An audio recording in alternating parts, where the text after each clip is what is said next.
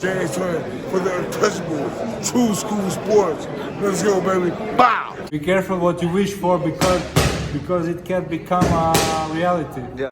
The untouchable True School Sports Empire proudly presents something the boxing games are missing. Hey, what's going on? It's your boy BT, and I came here to talk some boxing with the thousands of True School Sports subscribers. All right, so let's talk some more Vergil Ortiz because he's a popular topic of discussion in boxing these days. And before I get into what I'm going to say, because I'm going to say some things that maybe Vergil Ortiz fans may not like and may not be accustomed to hearing because a lot of people aren't accustomed to hearing the truth. But I want to preface everything I'm saying by saying that Vergil Ortiz is one of my favorite fighters. Like, I've watched him fight live. I bought a ticket to go watch him fight live, which I don't do for many fighters. I've made videos in the past as back in July or August of last year. I said that Vergil Ortiz, I think, is going to revive the middleweight division because that's how great of a fighter I think he is, right? But I can't ignore what these four eyes are showing me. I can't, this prescription, it's old, but this prescription still works, right? It still works. I got to get new glasses soon, but this prescription still works. And what this prescription is telling me when I look at the landscape of what's going on in the magnificent career of Vergil Ortiz is that, yes, he is fighting some really good fighters. He's fought, Israel Madrimov. He's fought Boachuk. Like, I'm not going to disagree when people say BT, he's fighting great fighters. He's stepping up to the plate. He's making some fights happen. He did sign to fight Stanionis. Like, these things are true. However, when it's come time to make those world championship fights happen, I'm starting to see Vergil Ortiz and Golden Boy and Robert Garcia move a little funny. And I don't quite understand because with Vergil Ortiz, like, now look, if you got a fighter who's not a world-class creme de la creme talent, then okay, you got to move a little bit funny because you may know that your fighter is just not on that level. So you try to get the most winnable scenario for your fighter. I get all that. But he's not one of them guys. He's not one of them guys. Vergil Ortiz is a guy that can beat anybody. He's good enough to beat anybody, anywhere, anytime, any place when it comes to the 154 division. So you don't got to do all this funny stuff. He's the goods. But they're treating him, when I say they, I'm referring to Golden Boy Promotions, I'm referring to Robert Garcia and everyone that's involved with his team. They are treating Vergil Ortiz like he's not the goods. And it's making me question it's making me question even what I believe. Because Robert Garcia just did an interview. I saw the quotes on Ring Magazine. And basically, in the interview, they asked Robert Garcia in plain English, they said, look, do you want to fight Bakhram Murtazaliev, the IBF champion, right? And he said, yeah, that's a fight that could easily be made. That's a fight that we think could happen. But we got to be real.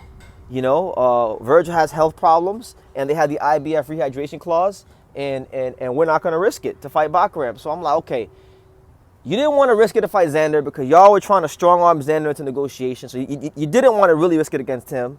You don't want to risk it against Bakhram. So who the hell do you want to risk it against to become a world champion? Because the time is ticking. Vergil Ortiz is not a prospect anymore. It's not 2020 anymore. He ain't the new kid on the block. He's been here for a hot little minute now, and he still hasn't fought for a world title. So when are we going to finally get there? 154 division's hot.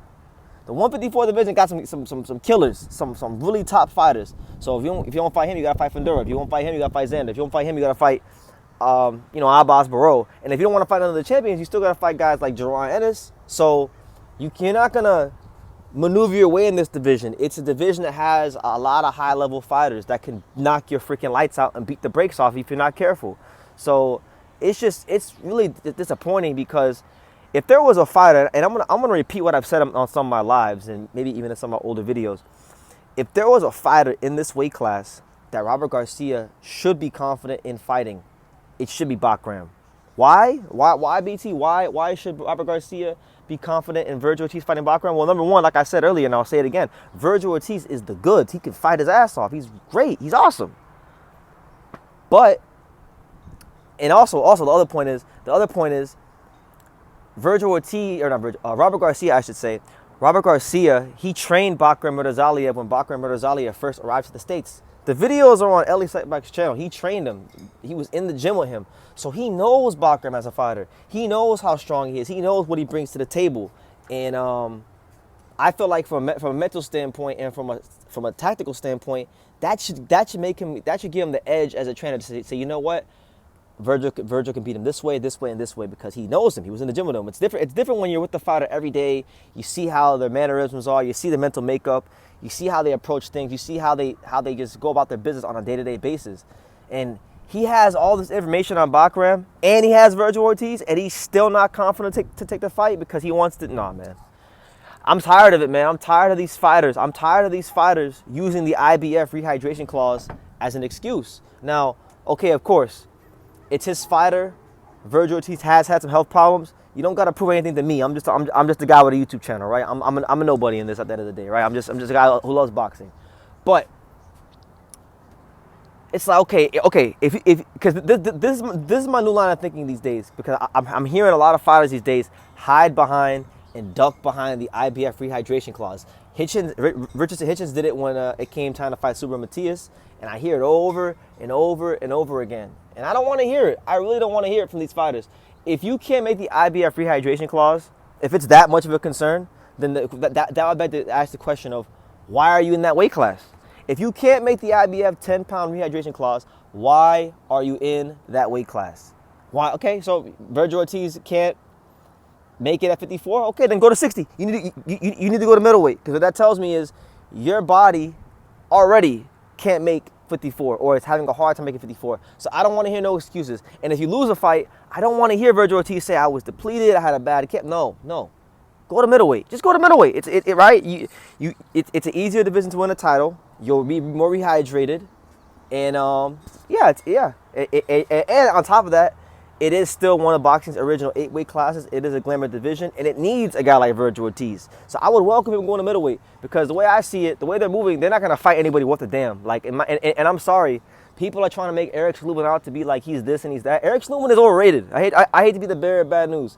As someone from the Florida area, who's watched most of his career, he's overrated. He's never won anything when it counted. And I'm gonna say it like this: if he wins this fight against Vergil Ortiz, then everything I thought about Vergil Ortiz is gonna be chucked out the door. Like I'll still think of him as a really good fighter, but I won't think of him as a guy that I think could be like a pound for pound guy, a dominant champion, potential one of the guys that could really be an ambassador for the sport.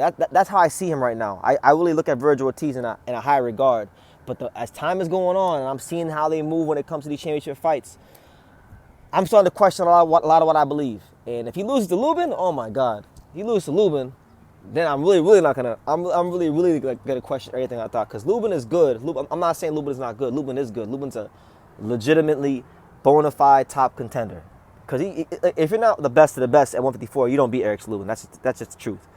But that's my thing. Like, Vergil is at a stage now where he should be fighting the best of the best. And Lubin is good, he's solid, but he's not the best of the best. That's been proven against Fundora, that's been proven against Charlo. And even when he fights guys like Adriel Holmes, where he's supposed to have a dominant performance, he still looks mid. So we need to just stop acting like Eric Lubin is this killer opponent, because he's not.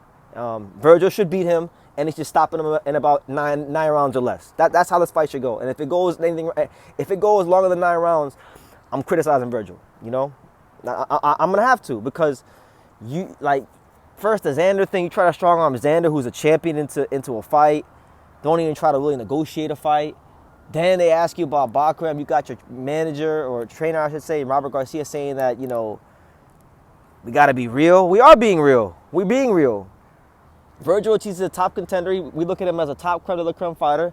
Bakhram is a top creme de la creme fighter because he's a world champion, and people want to see him fight top guys like Vergil. We are being real. So I don't know, man. What do you guys think? Am I out of pocket? Is there anything that I'm saying that's out of pocket? Because look, I'm not an arrogant man. I'm okay. You can correct me. I'm not gonna get mad if you correct me if I'm wrong. Am I arrogant? Am I wrong, guys? Are these guys really ducking Vergil Ortiz? And is Eric Lubin this great, this amazing opponent that everybody's making him out to be? And should Vergil Ortiz really be worried about Eric Lubin? Let me know what you guys think in the comments. And yeah, that's the news.